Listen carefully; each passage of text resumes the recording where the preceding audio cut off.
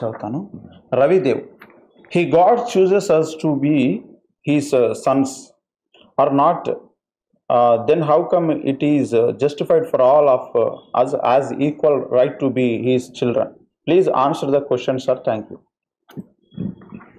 కొంచెం నాకు చూపించండి.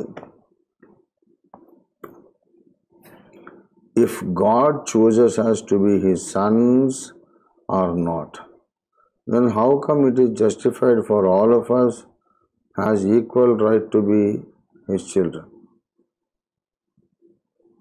అంటే ఆ ప్రశ్న అనే స్పష్టంగా లేదు. ఇప్పుడు నేను అనుకుంటున్న నాకు అర్థమైనంత వరకు ఒకడు రక్షణ పొందడమా లేదా అనేది దేవుడే నిర్ణయించి ఉంటే రక్షణ పొందటానికి అందరికీ సమాన అవకాశాలు ఉన్నాయి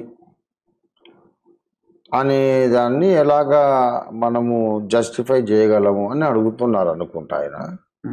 అంటే he is asking about the justice in predestination of God. దేవుని భవిష్య నిర్ణయము యొక్క న్యాయం ఎంత అని అడుగుతున్నాడు ఆయన. యాకోబు దేవుడి పుస్తకం చదివితే తేలిపోతుంది.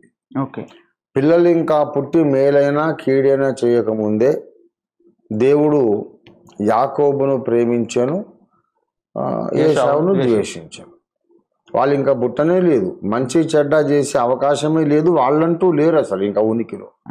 అప్పుడే దేవుడు యాకోబును ప్రేమించాడు, పెద్దవాడైన ఏశావును ద్వేషించాడు. ఇందులో న్యాయం ఏమిటనేది మనం చెప్పిన పుస్తకమే యాకోబు దేవుడు. గనక అందులో న్యాయం ఏమిటి? ముందే దేవుడు ఏశావును ద్వేషిస్తే వాడు మంచోడు ఎలాగవుతాడు? మరి ముందే ద్వేషించిన ఏశావు మళ్ళీ ఏదో నమ్మలేదు, సరిగా లేడు అని మళ్ళీ వారి మీద నేరం మోపడం ఏంటి అనే బేసిక్ క్వశ్చన్ అడుగుతున్నారు రవిదేవ్ గారు. కాబట్టి వారు తెలుగు చదవగలిగితే కనుక మరి యాకోబు దేవుడి బుక్ చదివితే మంచిది. ఈ ప్రశ్న ఎవరెవరికి ఉన్నా అందరూ కూడా ఈ బుక్ చదవాలి.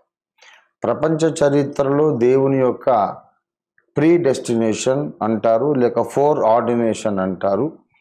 దేవుని భవిష్య నిర్ణయములో ఉండే న్యాయం ఏమిటి, అది ఎలా న్యాయం అవుతుందని చెప్పిన మొట్టమొదటి గ్రంథం in the whole history of humanity ఇది యాకోబు దేవుడి గ్రంథం. అది చిన్న పుస్తకం, గ్రంథమేగా చిన్న పుస్తకం.